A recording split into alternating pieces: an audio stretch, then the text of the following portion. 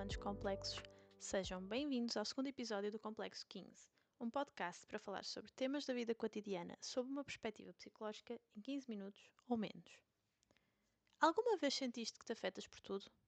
Até por coisas que parecem pequenas para os outros? Que uma frase, um gesto, uma mudança no tom de voz já te deixa a pensar sobre isso durante horas? Se sim, este episódio é para ti. Hoje falamos sobre o que é ser uma pessoa altamente sensível e como esta característica, muitas vezes incompreendida, pode ser tanto um desafio como uma força. O que é então ser uma pessoa altamente sensível? O termo pessoa altamente sensível, ou PAS, foi popularizado pela psicóloga Elaine Aron. Estas pessoas têm um sistema nervoso mais reativo e captam nuances subtis do ambiente. Isso pode significar serem mais afetadas por barulhos, cheiros, expressões faciais ou até mesmo por pequenas tensões emocionais dentro de um grupo de pessoas. Ainda que algumas patologias possam ter uma hipersensibilidade associada, ser altamente sensível não é um defeito nem uma patologia. É uma característica de personalidade inata que é partilhada por entre 15 a 20% da população humana. As pessoas altamente sensíveis têm um sistema nervoso mais sensível e uma maior propensão à subestimulação. Isto significa que, como nós estamos constantemente em contacto com estímulos externos no dia a dia, quando somos pessoas altamente sensíveis, estímulos que seriam neutros para outras pessoas tornam-se mais desgastantes do que o normal para nós. As pessoas altamente sensíveis captam mais detalhes subtis acerca do mundo que as rodeia, refletem mais profundamente e reagem com maior intensidade aos estímulos físicos, emocionais ou sociais a que estão expostas. Como é que eu posso saber então se sou uma pessoa altamente sensível? Vamos fazer o teste. Eu agora vou dizer algumas frases e quero que penses um bocadinho nelas antes de responder sim ou não. 1. Sou muito sensível a cheiros, sons, texturas e luzes fortes. 2. Normalmente sou muito sensível à dor. 3. Assusto-me com facilidade. 4. A disposição das outras pessoas afeta-me. 5. Sinto-me desagradavelmente agitado quando há muita coisa a acontecer à minha volta. 6. Mudanças na minha vida deixam-me abalado. E por último, 7. Quando era criança, os adultos à minha volta consideravam-me sensível ou tímido. Se desse lado a resposta foi sim à maioria das frases, então pode indicar que és uma pessoa altamente sensível. E por isso precisas de ter alguns cuidados diferentes contigo próprio, algo que falaremos mais à frente. Entretanto, existem alguns mitos sobre a alta sensibilidade que eu queria desmistificar aqui, nomeadamente explicar que a alta sensibilidade não é timidez. A timidez está ligada ao medo do julgamento social e a alta sensibilidade não tem a ver com o medo do julgamento, mas sim com a necessidade de se resguardar de estímulos que se tornam muito agressivos. A alta sensibilidade também não é introversão. Apesar de muitas pessoas altamente sensíveis serem também mais introvertidas, há PAS extrovertidas. A sua bateria social é que a gasta mais depressa por causa da subestimulação constante. A alta sensibilidade também não é fraqueza. Ser altamente sensível no mundo rodeado de estímulos pode parecer uma fraqueza, mas não é. É um traço de personalidade que tem diversas vantagens adaptativas, como a capacidade de antecipar riscos ou perceber nuances nas conversas e interações sociais. Agora que falamos um bocadinho nas características de pessoas altamente sensíveis, falemos sobre os principais desafios que essas pessoas enfrentam. De modo geral, o sistema nervoso de uma pessoa altamente sensível, como já falamos, reage com maior intensidade a luzes, sons, cheiros, texturas e ambientes agitados. E como resultado disto, estas pessoas estão sujeitas a uma maior fadiga, irritação, ansiedade e/ou exaustão emocional, mesmo em situações que seriam normais para outras pessoas. Pessoas altamente sensíveis refletem muito sobre tudo, e esta profundidade de pensamento pode levar a uma tendência à ruminação, a uma autoanálise excessiva e a tornar difícil a tomada de decisões rápidas. Normalmente, pessoas altamente sensíveis duvidam constantemente das suas escolhas, revivem acontecimentos e autocriticam-se intensamente. Durante a infância e adolescência, pessoas altamente sensíveis também lidam com alguns desafios porque são frequentemente rotuladas como choronas, esquisitas, difíceis ou intensas, e normalmente os adultos à sua volta tendem a não compreender a sua hipersensibilidade, tentando incentivá-las a suprimir este seu traço. Crianças e adolescentes altamente sensíveis também sofrem um maior impacto em relação a experiências negativas, sendo que críticas, rejeição e ridicularização magoam-nas mais profundamente e causam marcas mais duradouras. Estas crianças e adolescentes internalizam falhas mais facilmente e sentem-se também mais responsáveis pelas emoções dos outros. Nas relações, pessoas altamente sensíveis precisam de mais espaço para processar as suas emoções e recarregar. Por isso, por vezes, criam alguma distância entre si e os seus parceiros, o que pode ser interpretado como frieza, distância ou desinteresse. Estas pessoas também têm uma facilidade maior em captar os estados emocionais dos outros, o que pode fazer com que se foquem em responder às necessidades dos parceiros sem atender às suas próprias necessidades, o que pode levar a que se sintam completamente drenadas pelos problemas dos outros. Em relacionamentos afetivos, as pessoas altamente sensíveis também tendem a ter dificuldades em impor limites, pelo desejo de evitar conflitos, isto porque os conflitos têm efeitos muito mais intensos nelas. A nível profissional também surgem alguns desafios, nomeadamente os ambientes profissionais, que podem ter um efeito sobreestimulante por causa do ruído constante, prazos apertados e muitas tarefas a serem realizadas ao mesmo tempo.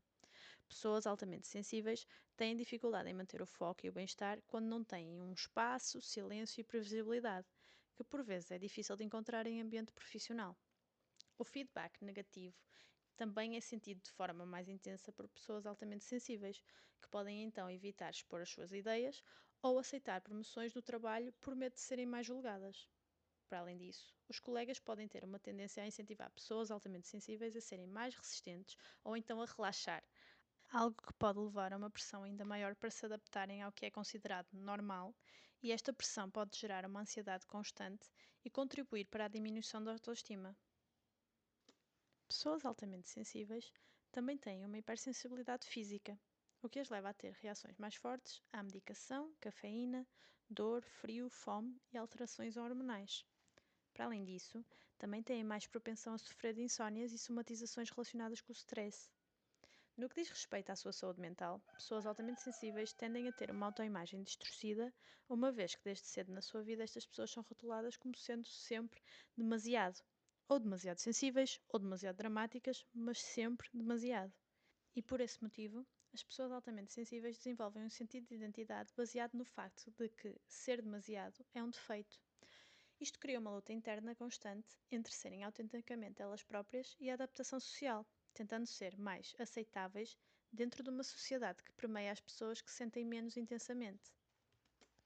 Então, se tu és uma pessoa altamente sensível e se te identificaste com os desafios que falamos até aqui, provavelmente estás a perguntar-te: ok, e agora? Como é que eu cuido de mim? Como é que eu posso viver melhor num mundo que valoriza a dessensibilização e espera que estejamos sempre bem, sempre fortes e sempre produtivos? Vou então partilhar contigo algumas ideias sobre como podes cuidar da tua sensibilidade sem a considerar um obstáculo, mas como uma forma legítima e válida de estar no mundo. Primeiro, começa por aceitar a tua sensibilidade. Ser uma pessoa altamente sensível não é um defeito, é uma forma diferente de existir. Não tens de tentar ser como os outros, não tens de te julgar por precisares de mais silêncio, tempo ou descanso. E olha para o teu passado com mais compaixão e suavidade. Não eras demasiado, eras e és diferente dos outros. Tenta escrever uma carta a ti mesmo em criança. Reconhece o quanto exigiram de ti e o quão incompreendido foste. Mostra compaixão por essa criança que foste um dia. O mundo, de modo geral, é agressivo com pessoas altamente sensíveis. Então, cria rituais para recuperares de dias intensos de sobreestimulação. Começa por estar atento aos sinais de saturação. A irritação, o cansaço, a confusão. Isso é o teu corpo a pedir uma pausa. Podes procurar fazer uma higiene sensorial. Procurar um espaço com luz natural, silencioso e sem ecrãs, onde possas ficar um pouco contigo próprio para recuperares a tua energia. Olha para as tuas emoções como um cientista faria, com curiosidade. Tenta nomeá-las e não as reprimas. Reprimir as emoções só te vai fazer sentir mais cansado. Tenta escrever, dançar, desenhar ou então usar outras formas de arte para exprimir aquilo que estás a sentir. Tenta aumentar o teu vocabulário emocional, perceber que emoções estão por trás da resposta. Estou bem ou estou mal? Lembra-te que sempre que estás a sentir alguma coisa é porque algo que deve ser notado está a acontecer. Tenta também estabelecer limites. Em vez de estar sempre a cuidar dos sentimentos dos outros, aprenda a olhar para dentro, para o que tu estás a sentir. Aprenda a dizer que não sem te sentires culpado. Tenta não absorver o sofrimento dos outros. Podes ter compaixão pelos outros e ajudar, mas isso não pode acontecer à custa do teu bem-estar emocional. Cria espaços que se moldem ao teu estado interno e que te ajudem a recuperar da sobreestimulação. O espaço onde vives ou trabalhas, sempre que possível, deve ser um espaço calmo, com estímulos leves e que não te sobrecarreguem.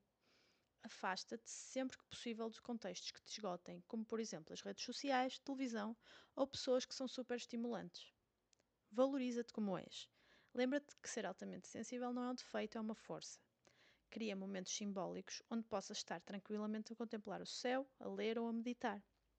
Cuida do teu corpo, dorme bem, move-te gentilmente. Faz yoga, caminhadas pela natureza, exercícios de respiração ou dança. Tenta ao máximo sentir-te bem dentro do teu próprio corpo. Tenta relacionar-te sempre que possível com quem te entenda e aceite como és. Afasta-te de pessoas que exigem que mudes e não estão disponíveis para entender a pessoa que és ou desvalorizam o que sentes.